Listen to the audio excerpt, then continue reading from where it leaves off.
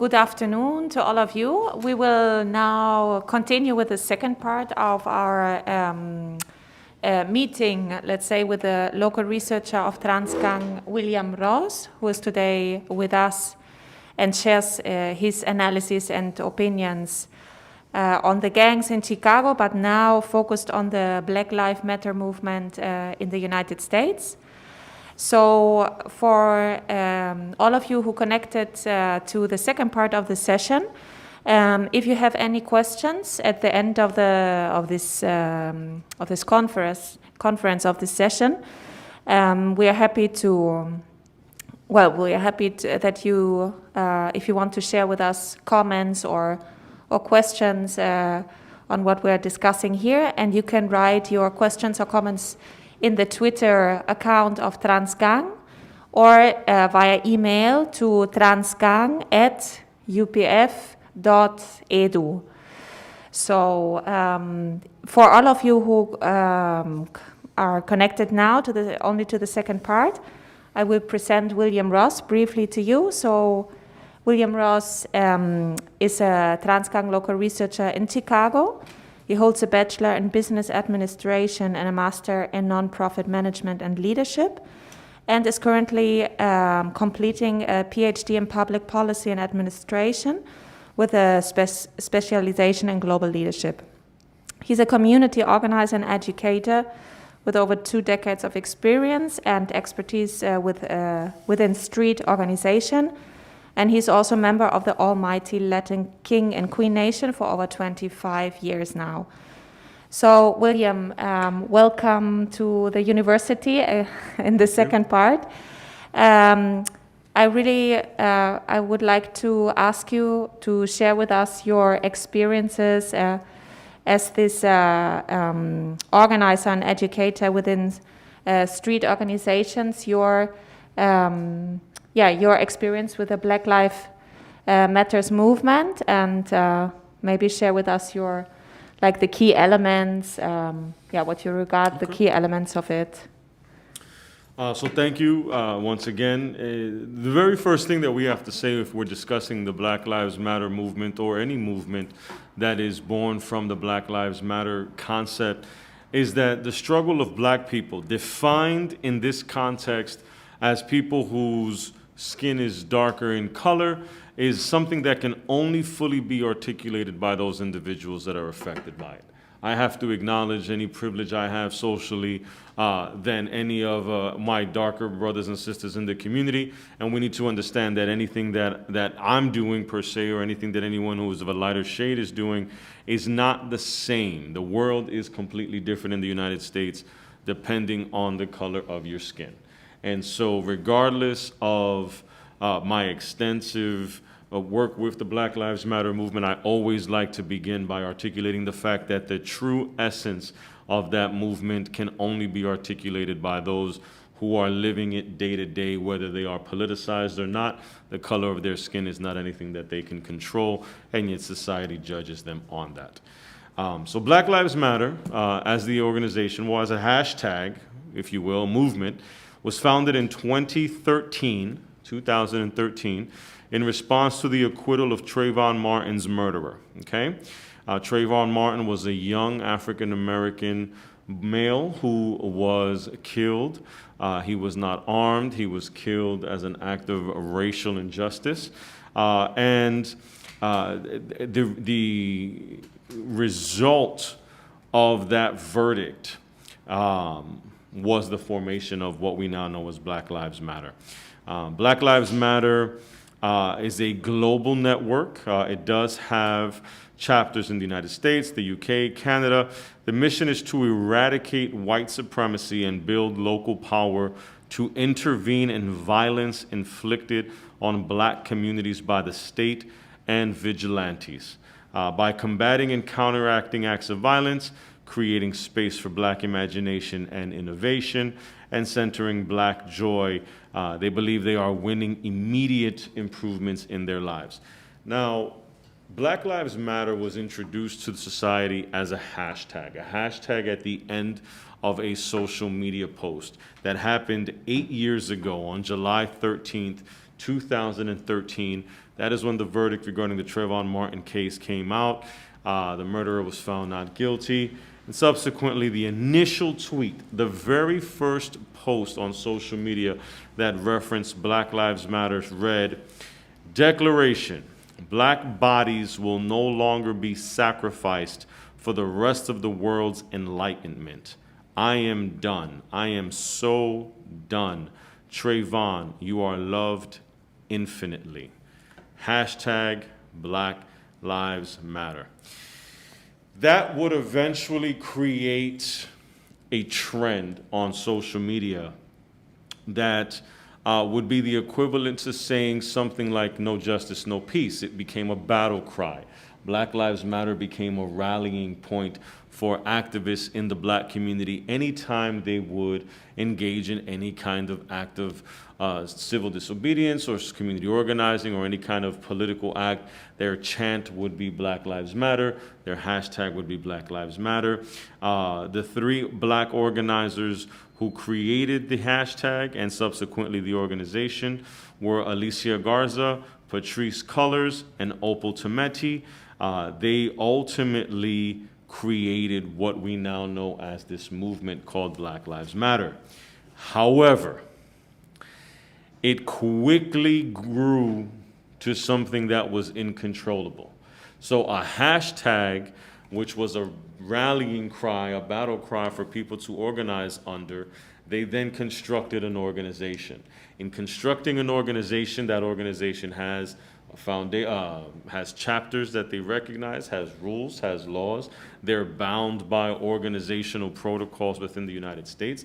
They also have a philanthropic arm, which is Black Lives Matter Global Network Foundation. And that part of the organization works on long-term work where Black folks across the diaspora can thrive in the community. But it still remains a hashtag. So now you have a hashtag, an actual organization with leadership, and a philanthropic movement.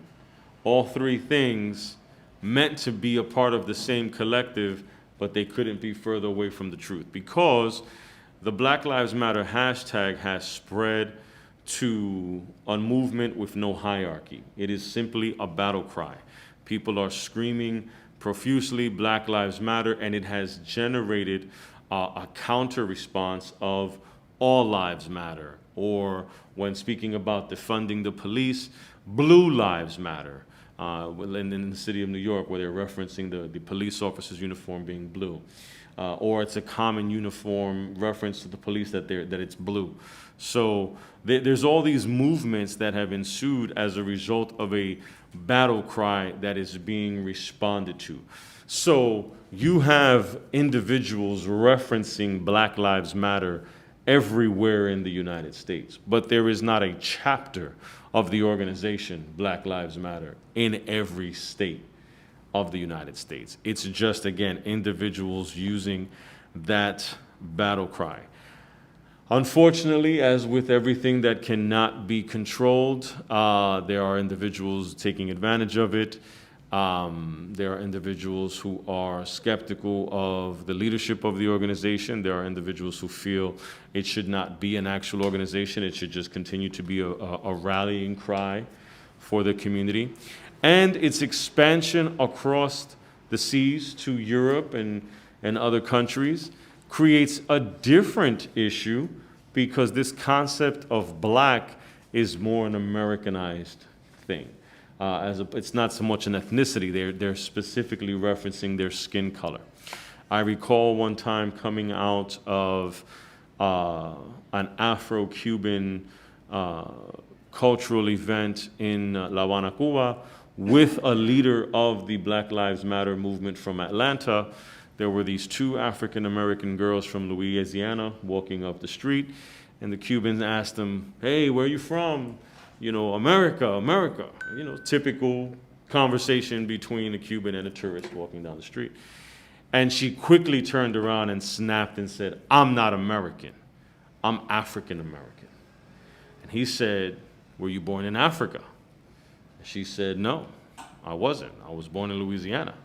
He said, "Then you're American. You're not African American, you're American." And she said, well, I'm black. And he said, are you a crayon? Because we don't look at it that way here. And she was highly offended because she felt that how she identified herself ethnically was not respected in this other country. And we're seeing a lot of that in community organizing with respects to the hashtag of Black Lives Matter. Again, this is no longer about the organization that exists with the philanthropic arm. This is about the hashtag and the call that people then feel associated with. Black Lives Matter has become a statement to mean so many things in the community, both positive and negative. Unfortunately, on the negative side, from an organizing perspective, we are seeing an abundance of, unfortunately, racism in the Black and Latino community, where Latinos are celebrating their African roots, and African Americans are saying, you're not black enough to claim Black Lives Matter. You're not black enough to claim your African ancestry. Or you're claiming it at your convenience because you don't have to deal with the dark skin that I have. And so we're actually seeing Black Lives Matter having a divisive effect as a hashtag, as a social movement. Organizationally, their agenda is different. They do great work. They're constantly keeping individuals abreast as to current events that are transpiring in their local neighborhoods. But again, an organization with about 13 to 15 chapters versus anywhere there is a black person, Black Lives Matter could be used as a hashtag. And so that movement without a hierarchy is presenting some challenges, especially within the Latino community, who is constantly having to defend its African roots to individuals who want to challenge it. So that's where we find ourselves now with respects to the movement. It's just, again, a catchy phrase that holds so much significance. The fact is that Black lives, African American lives in the United States and everywhere, but in focusing on the United States at the origin of this hashtag, have been devalued, have been abused. The history of the United States is written in the blood of not only African slaves, but indigenous individuals who were massacred.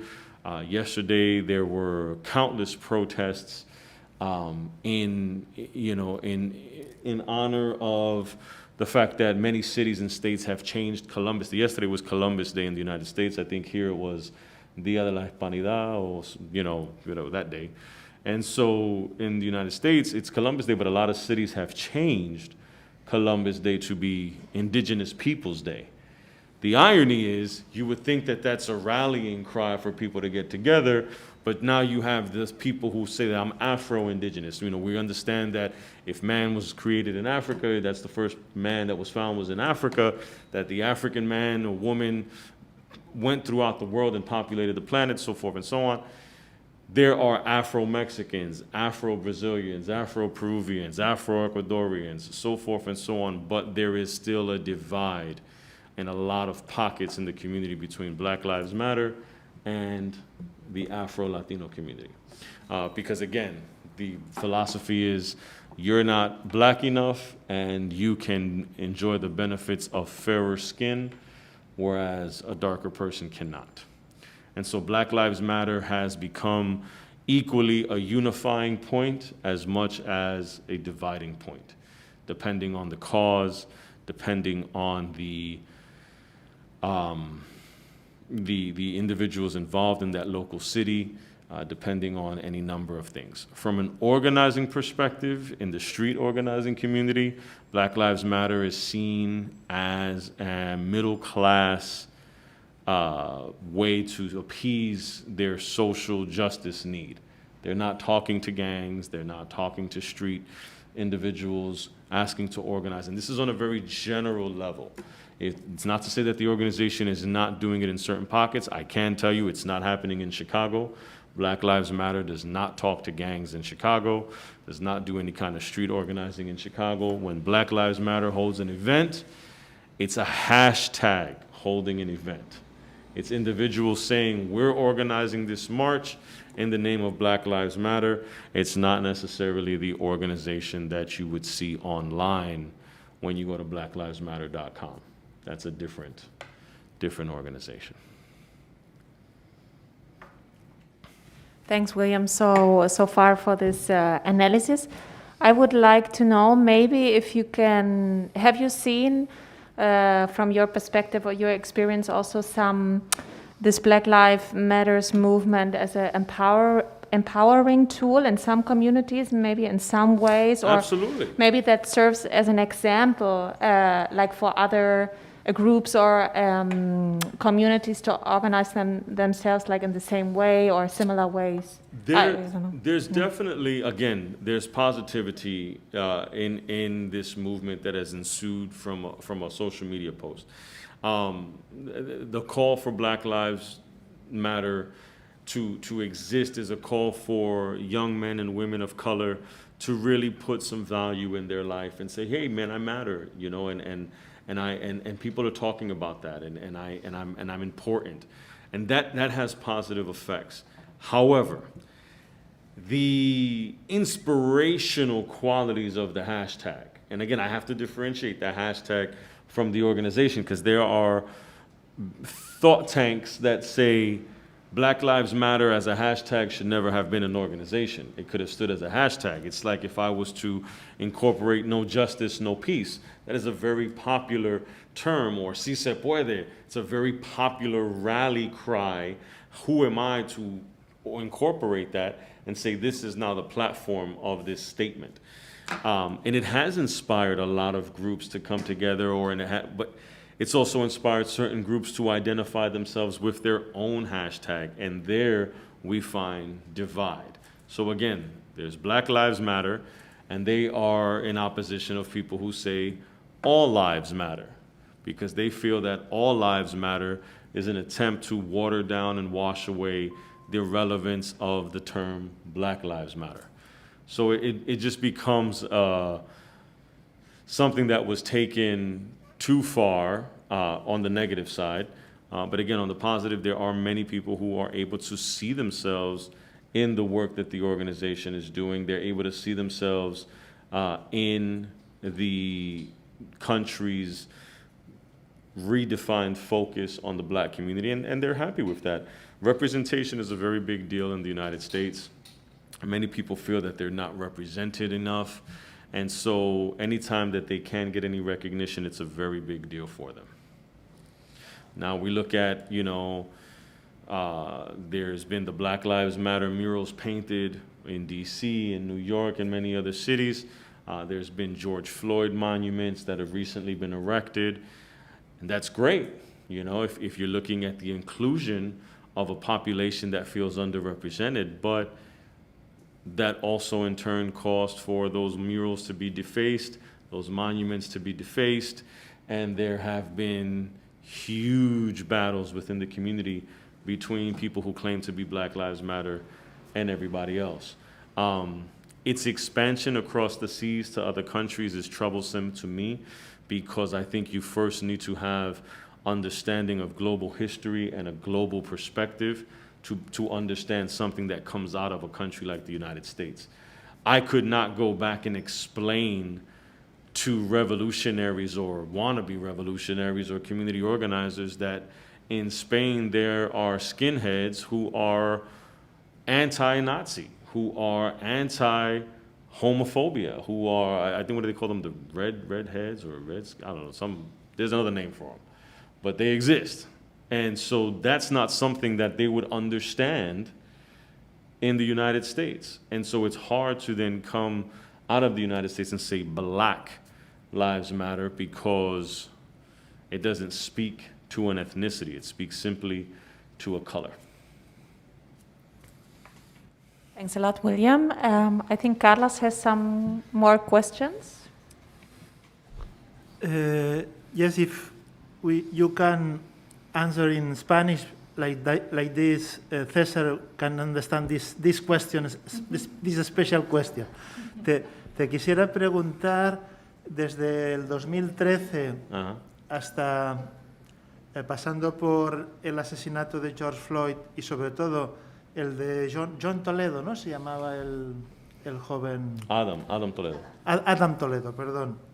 ¿Cuál es tu interpretación sobre todo de esta última de la evolución del movimiento desde el 13 al 2011 y sobre todo el auge que tuvo con Floyd y de algún modo la vuelta atrás que el caso Toledo pudo suponer para la comunidad latina sobre todo? Eso es interesante porque desafortunadamente muchas veces la comunidad latina dice que la comunidad afroamericana no le interesa los asuntos de los latinos. Y entonces, sin embargo, los latinos siempre están dispuestos a ayudar a la comunidad afroamericana en toda su lucha, porque nosotros sentimos que tenemos una cultura, tenemos sangre africano y nosotros identificamos como parte africano, normal. Por ejemplo, en Cuba tú no tienes que hablar, ni en Puerto Rico, ni en Santo Domingo, tú no tienes que hablar de tu cultura africano, sino lo ves en la comida, lo ves en ciertas palabras, lo ves en el baile, lo ves en el movimiento, en cómo nosotros funcionamos de manera de siempre celebrar nuestra cultura africana. Sin embargo, el africano americano, no el africano de África, el africano americano va a decir, ustedes no son suficientes negros para reconocer esa parte de tu cultura. Entonces, por ejemplo, el latino, que dice que es el afro-latino, va a decir, pero ven acá, entonces, usted me va a decir a mí que yo no tengo suficiente color en mi piel para celebrar mi cultura africana, pero sin embargo, tú vas a empezar una reunión de Black Lives Matter con un rezo cristiano, cuando fueron los cristianos que oprimieron a tus ancestros. Nosotros estamos bailando la bomba y la plena y los bailes africanos y estamos celebrando los dioses de África y usted está celebrando a Cristo. Según la presidenta de Madrid, esto es la civilización que llevó España a América, la Iglesia Católica. Entonces, pero entonces ese pasa. Entonces, con lo que sucedió con Toledo, es que sinceramente no había presencia de la comunidad afroamericana en las manifestaciones que hicieron para Toledo. No existía.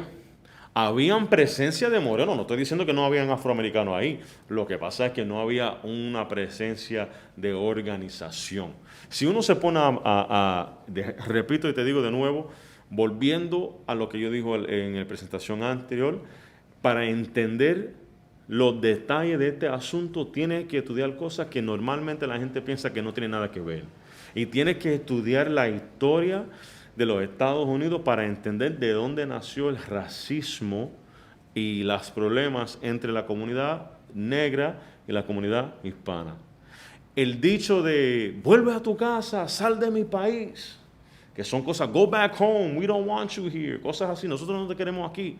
La gente piensa que eso viene de los gringos o los americanos contra los mexicanos, contra la gente de Sudamérica, y no es así.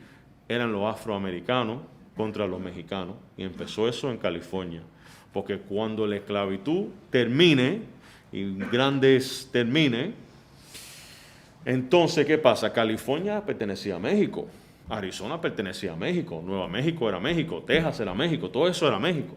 Entonces, ¿qué pasa? Viene el americano, el John Wayne, con su película de Cowboys, y viene a California, viene a Texas, viene a otros lugares buscando oro, buscando riqueza, y se dice bien claro en la historia, buscando una nueva vida. Y la mayoría de la gente que salieron de lo que era Nueva York, Maryland, todos esos lugares, salieron buscando una vida nueva porque cometieron errores allá. A lo mejor cometieron un crimen allá, o perdieron dinero, o eran delincuentes allá, y como todo el mundo andaba en esa burbujita de Nueva York y Nueva Jersey, salieron a buscar más tierra y más espacio.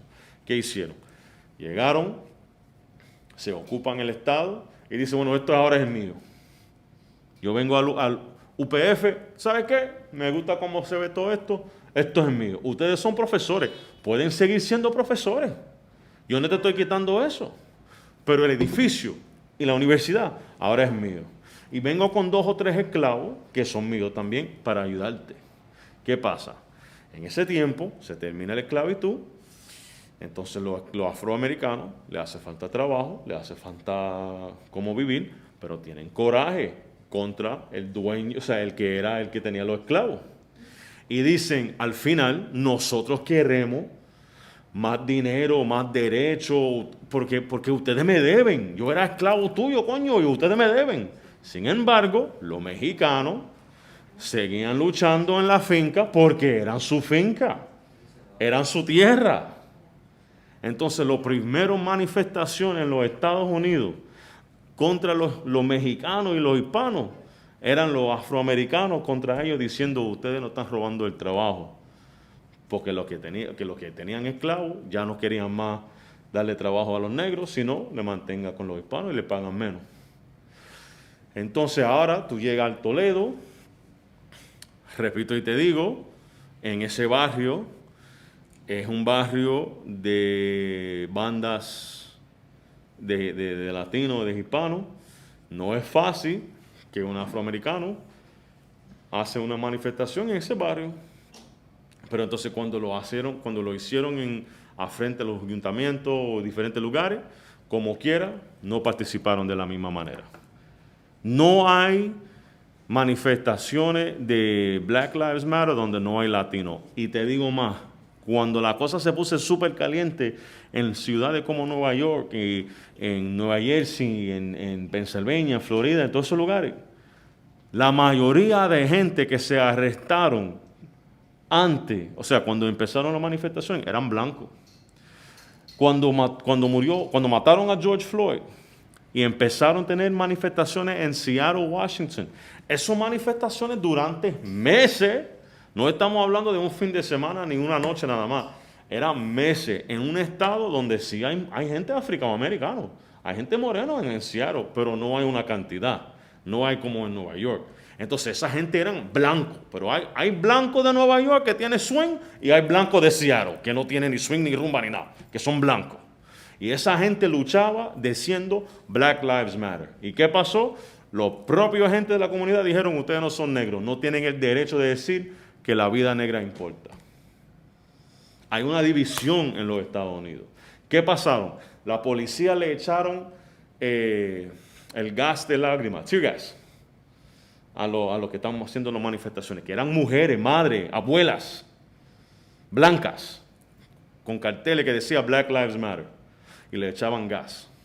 Próxima noche, porque todo era toda la noche, 7 días a la semana, la próxima noche, llegaron todos los hombres, todos los maridos, todos los abuelos, con eso de cuando está limpiando las hojas que se caen, eso. Karcher es una máquina que o tira agua o tira aire. A presión y aire.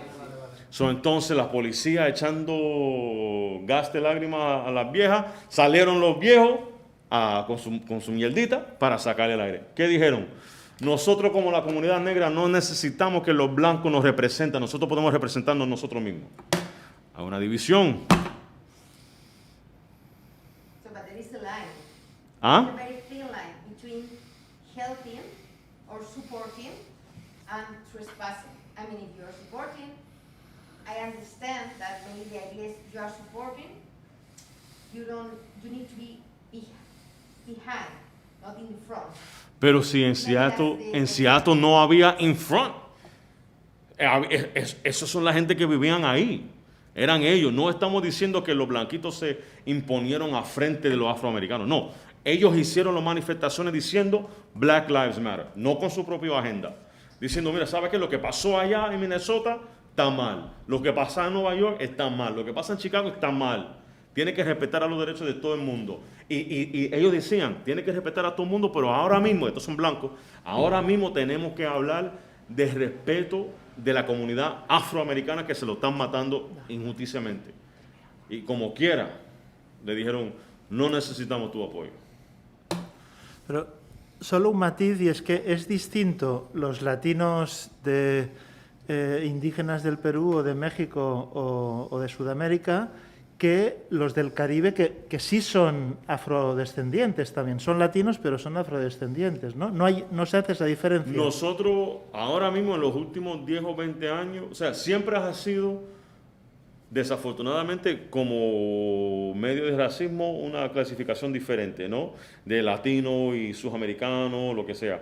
Pero ahora, en los últimos años, se nota más en los Estados Unidos un movimiento de afro-mexicano, afro-peruano, afro-ecuatoriano, reconociendo sus raíces africanas y compartiendo comida. Por ejemplo, hay muchos memes ahora en las redes sociales donde tú puedes ver un mexicano diciendo, mira, este es un plato típico de Ecuador o de México. Entonces un ecuatoriano, este es un plato típico de Ecuador.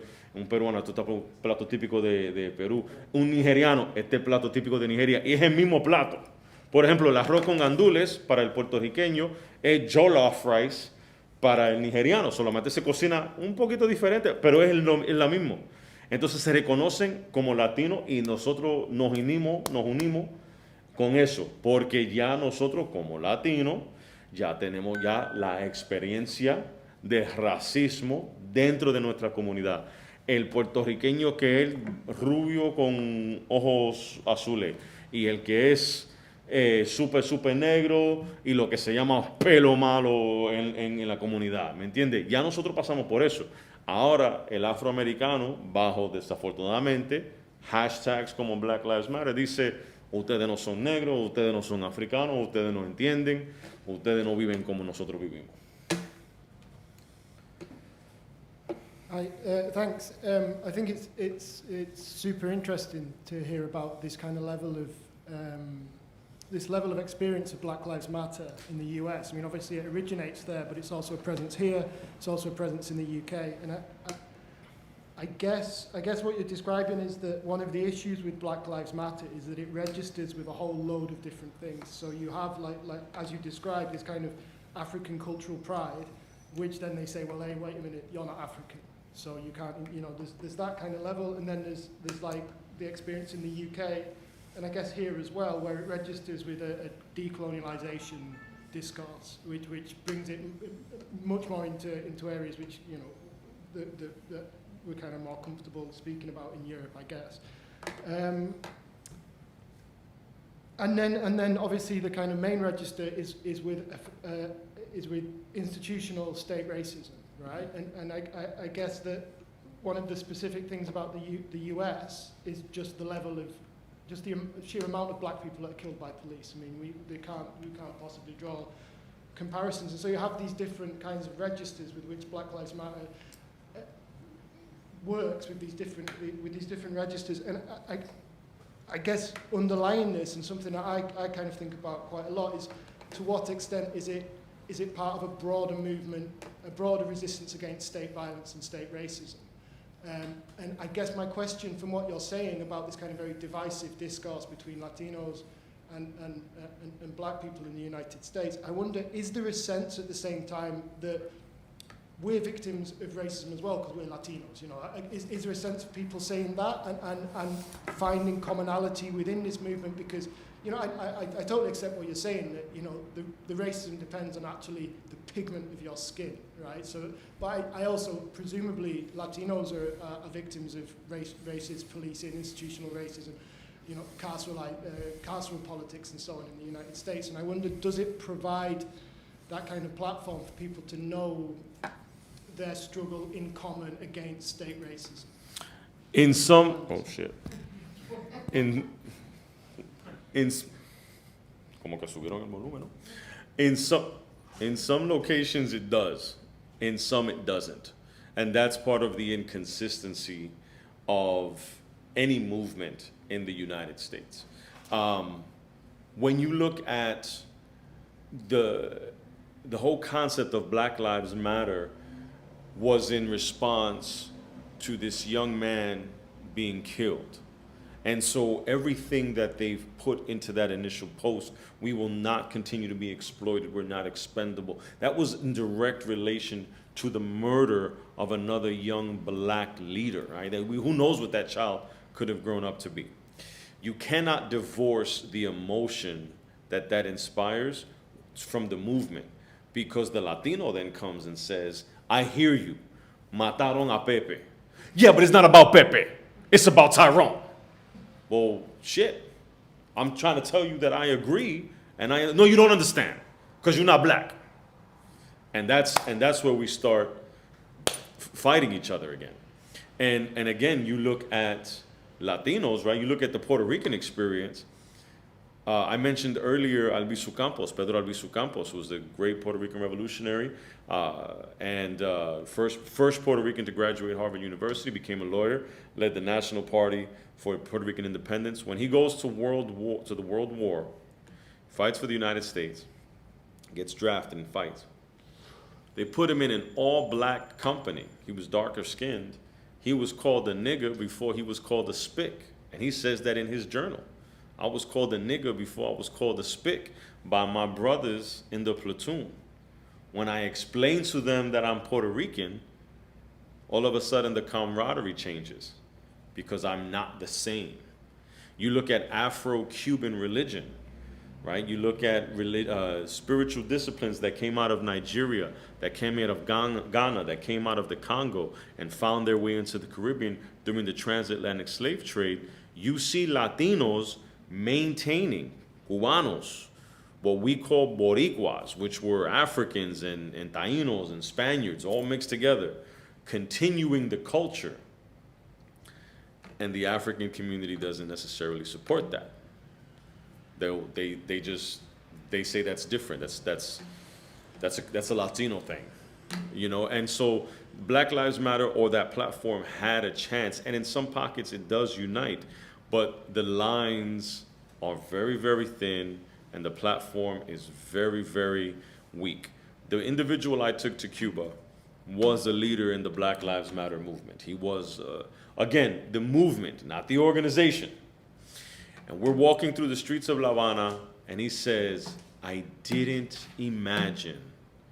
Para que Manaba me entiende, el tipo dijo, yo nunca imaginaba que habían tanta negro en Cuba. I didn't think there were ever going to be so many black people in Cuba. And I'm like, what book did you read, bro? Because to get from there to here, you had to stop here. Tú no podrías salir de África y llegar a Norteamérica sin pasar por el Caribe. No, pero es verdad que hay muchos negros aquí, pero no son negros de verdad. So they're not really black. So at that same time, this woman passes by in a very bright yellow dress, very, very, very dark skin, long curly hair, features. Again, this was the quintessential hybrid of African with European and indigenous features. I mean, you could see it. The pigment, the hair, the features represented all of these different cultures that made this person. Very, very dark. I said, what about her? Ella es una morena, es negra. Not really. I will, well, what you mean not really? If she was in the United States, they would treat her differently. I said, who's they? They would treat her better. Who's they? You know who they is. I turned around and I told him, you mean if she was in the United States, the black community would treat her differently? Not the white community, the black community. So mucho Black Lives Matter, pero como ella es latina, aunque es más negra que la oscuridad, tú dices que no es negra, es latina. And you make that distinction. Meanwhile, we're here protecting African religion, African traditions, but we're not black enough. He turned around and said, I never saw it that way, but she's not really black. I said, okay. I said, Charlize Theron, she's African. Yeah, but she's South African. That doesn't count. Okay. So now we got to talk about what part of Africa counts and how dark you have to be before Black Lives Matter. Y repito y te digo, desafortunadamente, tú ves una manifestación de los Black Panthers y tú vas a ver Young Lords, tú vas a ver Brown Berets, tú vas a ver cualquier tipo de latino. Tú ves una manifestación de los Brown Berets, de los mexicanos, tú no vas a ver afroamericanos. Sucks.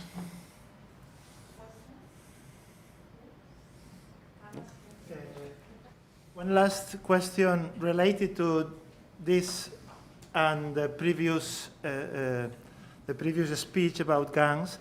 There is a question that we have not discussed until now, I think. Is the the gangs in Spain, Latino gangs in Spain, there is an invisible divide of race between the Latino gangs from Ecuador and Latino gangs from Dominican Republic that are Latino, but at the same time black. Most of the members have some African descent. I don't know, it's a question to you, but also to Maria and to Eduard. If for instance, I was talking about the divide between Latinx Añetas on one side and Dominican Don't Play and Trinitarios on the other side. From the point of view of the street life, but also from the point of view of media representation, that in the second case, the racism is grow, in my opinion. What do you think? There is a racial divide. It depends on the North American model, or not. And I'm curious to hear everybody else to say, but I'll tell you, that has to do with the American model. It's less to do with the racial divide and more to do with very, very black and white facts. Dominicans don't play as a Dominican gang. Trinitarios is a Dominican-based gang. So, un dominicano que sea trinitario, para ellos, tiene sentido. I'm Dominican, this Dominican thing, we're Dominican, that's it. An Ecuadorian nieta is a hard pill to swallow because nieta no tenía nada que ver con Ecuador. Tenía que ver con Puerto Rico, con los cárceles de Puerto Rico. It had to do with the prisons of Puerto Rico. But here in Barcelona... And here, they created something else. Just like you have Black Panthers that are a gang here, right? So that has to do with normal... If this was the 1920s, then you would have had the Barcelona Saints gang, the Hospitalet gang, the whatever Parada del Tren gang, and the whole train, you would have had a different gang. But because it's not 1920 and we've gotten these big groups, it's no longer cool to be, what's this train station right here? Gloria. There's no Gloria? Gloria. There's no Gloria gang. It's Línea 4 or Rojo, because it's no longer cool to be a small group. You have to belong to something bigger. The Black Panther component, that's just pulling things out of the air because of the American culture, and it's a social construct. You look at Ecuador, you look at Madrid, you look at Barcelona. If I have a problem with Manaba, and somos 4 gatos, y Manaba tiene 4 gatos, y vamos a pelear, es bien simple decir, somos nosotros peleando con ellos. Pero si Manaba mañana se decide llamarse, nosotros somos los UPF, well, shit, now we got to get a name because he got a name, so now we pick a name, and now we become a gang. And it's less to do with culture and or TRANSGANG. Ahora todo el mundo tiene camiseta, yo no tengo camiseta, aparentemente tú tampoco tienes camiseta, así que somos, we're our own gang. She has, but she doesn't. Oh, you undercover, viste? Infiltrated. So it's not so much culture. I think we put more thought into it. You got to understand, the history of DDP, the history of the Trinitarios, it comes from Santo Domingo, but it flourishes in New York under, again, political construct. Puerto Ricans are American citizens, United States citizens, by force. We didn't ask for citizenship. We have it, but if we live on Puerto Rico, on the island of Puerto Rico, we cannot vote for the president. We can get drafted for every war, and we have, but we cannot vote. You have to move to the mainland to vote. But there is this concept of superiority that comes from we have citizenship and you don't. And that has to do with we were treated like shit by fulano, so tenemos que buscar a alguien que tratar como mierda, porque a mí me trataron como mierda ahí, y yo voy a tratar a alguien como mierda hoy, porque no es justo que solamente me traten a mí como mierda. And so it became this very, the Puerto Rican could not understand what is a first generation immigrant, because we were not, we immigrated, but we didn't go through an asylum, we didn't go through residency, we didn't go through any of those struggles. We came to, to New York or Chicago, maybe we left poor or whatnot, but we just got on a plane and got off the plane. We didn't have to smuggle ourselves into this country. So that experience creates a divide. Then you have the Salvadorian, the Ecuadorian, que ha vivido guerra en su país. Un chamaquito de 9 años que ha vivido guerra, que ha limpiado cuerpos y cadáveres de la calle, hablando con un puertorriqueño que va a decir, creo que mi bisabuelo cortó caña en la montaña, but that's about it, eso de guerra yo no te entiendo. So, but I'm going to tell you what to do, porque el americano, el que tiene ciudadanía, el que tiene los papeles soy yo. So it becomes a divide. So they look for little pockets. DDP and los Trinitarios were abused at some point by Latin kings, which is why they flourished in New York, because the Latin kings didn't take them, didn't treat them right. We see MS-13s in New York. We see them. Let me tell you, I remember meetings 20 years ago. I remember there was a meeting in Brooklyn donde vinieron 15 mexicanos y dijeron, bueno, nosotros queremos ser Latin King. Y eran, ¿sabes? Empezando en el proceso. Durante la discusión, alguien habló de un problema que había en otro barrio. Salieron los mexicanos, ¡lo matamos! ¡Y lo cortamos! Y todo el mundo, ¿pero qué carajo te pasa a ti? Y ellos, nosotros estamos acostumbrados de guerra en la calle. En mi país se matan, se pican y se muerden. Es normal para nosotros. Si tenemos que matar, matamos. Usted está hablando de mediación de conflicto, usted está hablando de conversar. Nosotros no somos de conversar, somos de que ahí está el problema, resolvemos. ¿Qué dijo los reyes? Ustedes son unos jíbaros de la montaña, ustedes no saben nada, ustedes es la ciudad, usted no sabe vivir aquí. Y les faltaron respeto. Los 15 se fueron y se formaron otra banda. So there's a lot of that. And we put too much thought into the mechanics behind it. And I often say this, and no disrespect to any European, pero es el español preguntando al sudamericano o al caribeño, ¿pero por qué te sientes así? Por los padres tuyos, puñeta, porque ustedes vinieron a mi país a joderme la vida. Por eso hablamos español. Porque ustedes vinieron a hablar acá, a terminar con nosotros. ¿Cómo tú me vas a preguntar ahora cómo me siento? No es justo. And that's how it is. That's how we look at it. Cuando yo que conocí por la primera vez hace 15 años atrás, usted me explicó la situación de Cataluña. Y que yo digo, coño, entonces hay un montón de ustedes. Y tú me dijiste, bueno, claro, misión, Cataluña, los catalanes entienden esto. Y yo, pero no son 2 o 3 gatos. No, es Cataluña. Y yo, pero entonces, ¿por qué entonces ustedes no pueden entender cómo sentimos nosotros los puertorriqueños, los cubanos, que los españoles vinieron a nuestro país a terminar con nuestra cultura, idioma, tradiciones y enforzar a nosotros a pelear por ello? We don't get it. It's a cultural thing. So we look at the kids here in a gang and we want to know why. Why are you in a gang? Why are you angry? Why are you fighting?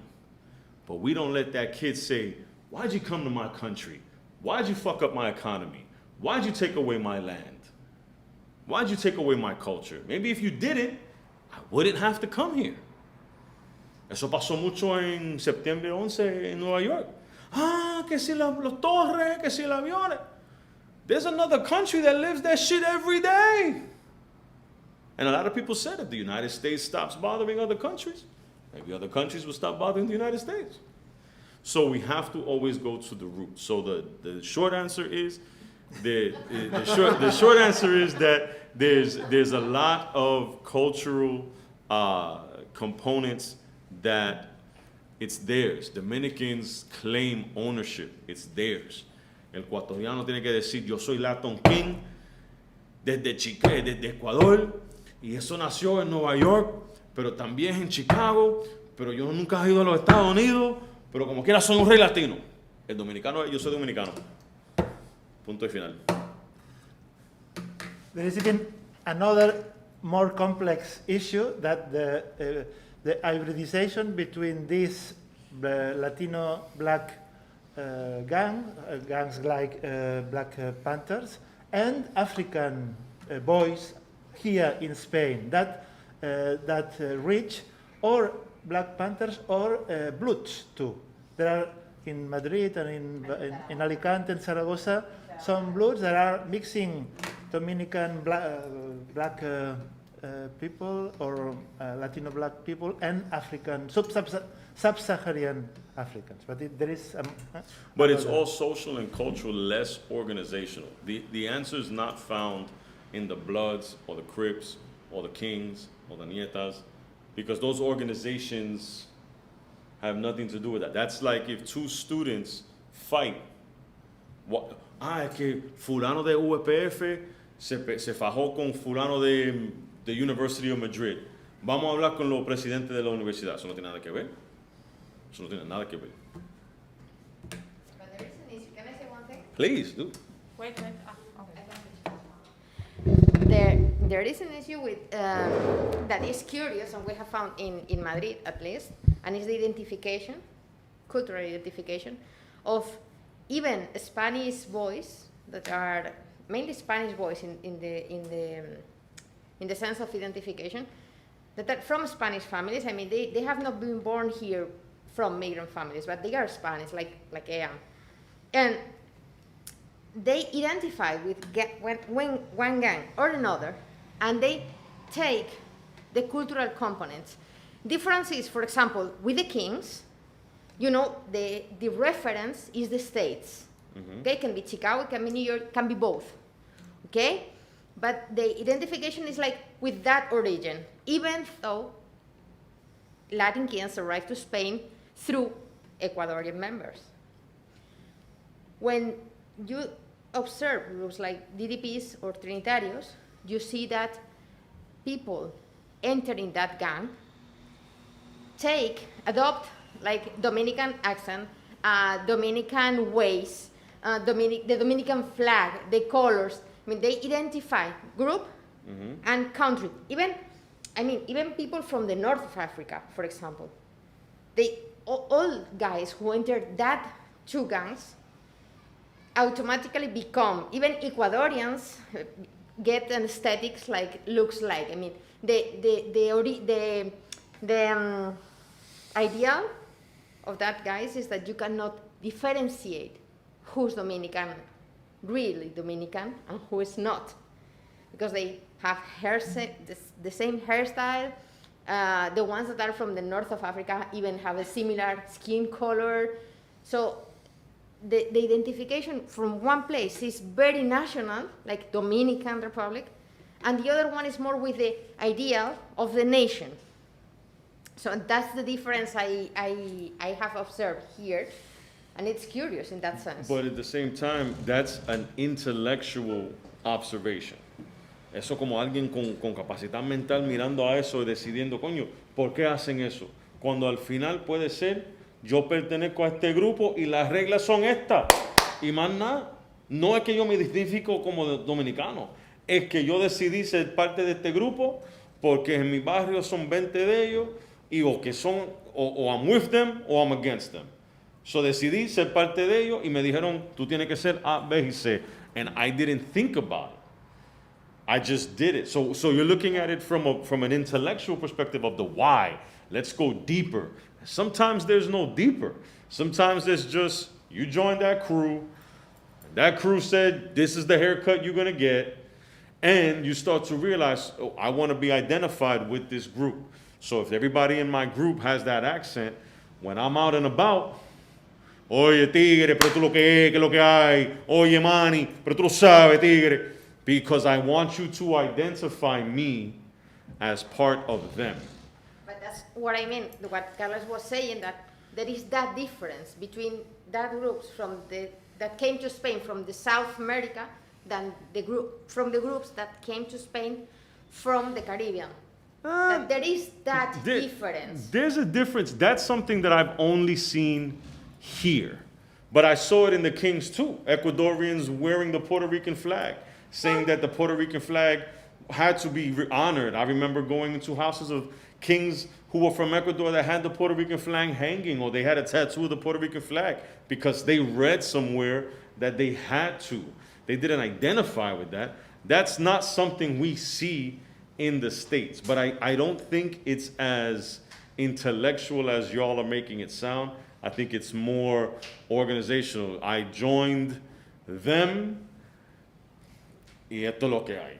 Like, it's not, you know, me casé con una ecuatoriana, ella le gusta el ceviche, I learned how to make it, I don't identify with the culture, that's what my wife wants to eat, so I make it. And the gangs are no different. You see what I'm saying? It could be. I mean, there's a lot of things that it could be. But I think that we really want to look at who is accepting who. If I am Dominican and I am not accepted by one group, but I am accepted by another, I'm going to go there. If I'm from Africa and this group doesn't accept me and that group doesn't accept me, but this group does, then I'm going to do whatever I need to do to please this group because they accepted me. You know what I'm saying? And we see it everywhere. You know, American culture, Burger King, McDonald's, KFC, ropa ancha, el estilo de vestir, la música. I always get a kick out of coming to other countries and I see people, you know, singing the songs in English and they don't speak English. And they be like, no, chiqui, chiqui, chiqui, chiqui, chiqui, chiqui. ¿Qué carajo dijiste tú? Yo no sé, pero suena brutal. You don't know what you don't know what you're saying. But they won't do the same to support their local artists or their local designers or their local styles. People always want something different. So, you know, people want what they don't have. And the reality is, as a human nature, I want that accent, yo no lo tengo, so voy a practicar para tenerlo.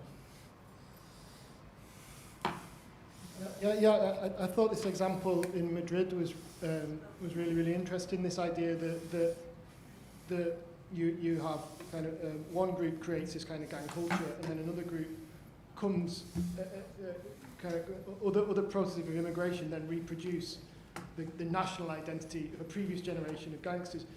I think that's the same in, I don't know a great deal about this context, but it's the same in London. So in London, kind of gang culture originated, or a particular form of it originated with Jamaican immigrants, and so they speak patois. They have a whole kind of system of signification. Nowadays, because of routes of migration, these gangs are still predominantly have black members, but they're people whose parents are from sub-Saharan Africa, but nevertheless continue to reproduce this kind of like patois, Jamaican patois influenced kinds of music, and various kinds of cultural symbology that draws on Jamaicanness. And I think, you know, we're looking at the question of kind of transnationality, but I think another way to think about this is through the question of diaspora, and how diasporas form and then kind of reproduce within national contexts, which mean that they're no longer embedded within, you know, say Pakistani diaspora in Manchester is a specific community. It's not it's not just Pakistani people. It has its own internal culture. It reproduces within its own kind of terms. Mm-hmm. And I think that's one way to kind of think about perhaps this issue, is to kind of think away from the transnationality and mobility of it all, and to think about it as completely located within Madrid. That it is, you know, this particular version of Ecuadorianness that exists in Madrid, that therefore people from North Africa can kind of reproduce, whereas they couldn't reproduce Ecuadorianness in Ecuador, right? So like it's a really interesting example. I think it tells us a lot about that question of transnationality. I mean, there is a literature on diasporas in anthropology, people like Nina Glick-Schiller, people like that. It could be a good way to think about this kind of really difficult relationship between movement and transnationality, mm-hmm. and then kind of super-locatedness. It's located in the everyday struggle and the everyday community relationships and so on. So it's a really, really interesting example. And we look at, again, another example of understanding the answer goes beyond the question. When you're looking at Dominicans, Puerto Ricans, Ecuadorians, there's a sense and a cultural identity, at least from a Latino perspective, where tú naciste aquí, entonces tú eres puertorriqueño. Tú no naciste en Puerto Rico, tú no eres puertorriqueño. Tú podrías ser New Yorker, pero tú no podrías ser boricua porque tú no naciste en la isla. O tú naciste en la isla, pero saliste de la isla, ya tú no eres puertorriqueño. Ya tú eres una vende patria. And that's something that I don't know if the African culture sees it that way. In my travels to Africa, I've never met anybody who looked at immigration in that light. You left, you came back, it is what it is. India, you left, you came back, it is what it is. Puerto Rico, you left, And so you then see them trying to feverishly hold on and prove. It's who an they- island. It's an island. Maybe it's the insular identity. It happens in New York too. You move out of New York, you can't. It's like Manhattan is an island too. yeah. One of the other boroughs aren't. So you move out of Brooklyn, and it becomes a question of you're not from here anymore. And they're constantly trying to prove I am who I am. You know, I remember in my job, I walked in one day and one of my colleagues says, "Hey, tú eres puertorriqueño?" And I'm like, "Yeah." "¿Dónde naciste?" And I'm like, "New York." "Ah, tú no eres puertorriqueño, tú eres New Yorican." So I was like, whatever, because I don't need them to validate me. But over time, I taught that person about Puerto Rican history that they didn't know. I used slang words that only existed in Puerto Rico because even though I wasn't born there, I lived a long time there. I studied everything there. So that was where I was, that's my ethnicity. You know, that's like the person who has a child in Spain and the mother is Ecuadorian and the father is Ecuadorian, the child is Ecuadorian, but the child is Spanish. And now we get into the politics of citizenship versus ethnicity. All that gets washed away in the gang and becomes a whole nother complex, you know? They want to belong. They want to belong. And we have to look at the pride in the city. When I first came to, remember I was in Genoa and there was a football game and we came out of a meeting of Latin kings and nietas talking about police brutality and how they couldn't even wear baggy clothes because the police would stop them. And I guess the wrong team won and a fight broke out in the bar. Y la gente tirando mesa y puño y patá y botella. Y la policía riéndose. Y arrestaron a nadie porque todo el mundo era italiano. So it's, you know, if you live in that area, then you're going to be overly proud. So that's that. There is a recent book called Ña America. Ña America, it's a mixing of España and America by an Argentinian journalist, Martín Caparrós. That's all. Pues sí. Okay, thanks a lot. I don't know if there are any more questions. I think it was also a very interesting idea, just thinking myself that this idea that the transnational identity in a way gives power to the belonging in the sense that it's not, like my group is not only my group here in this neighborhood, but in different locations, etc. But then the concreteness of a locality, culture, and culture symbology, as Adam said, gives also the power. No, it's something very concrete. It's like a source of elements that you can use to create a really strong identity. No, in this also very transnational world in the end. Also, it's not transnational because these communities often can't be. You know, Exactly. This is the paradox. They have these transnational identities, but then they're often much more limited than, say, in terms of international movement, with a very barren located. I think this is the tension. Thank you so much. Thanks to all of you. Thanks for participating, and we kindly invite you to our seminar tomorrow. This will be at the same time at 3 o'clock local time, Barcelona, on Latin Queens, presence, agency, and history of Latin Queens. This presented by our TRANSGANG local researcher in Madrid, Maria Oliver, and also William Ross. Again, they will share this presentation. And this will be not via streaming, but like a video how do you say, video, Video call? yes, video call. So we invite you to participate, also register, and see you tomorrow. Thanks a lot.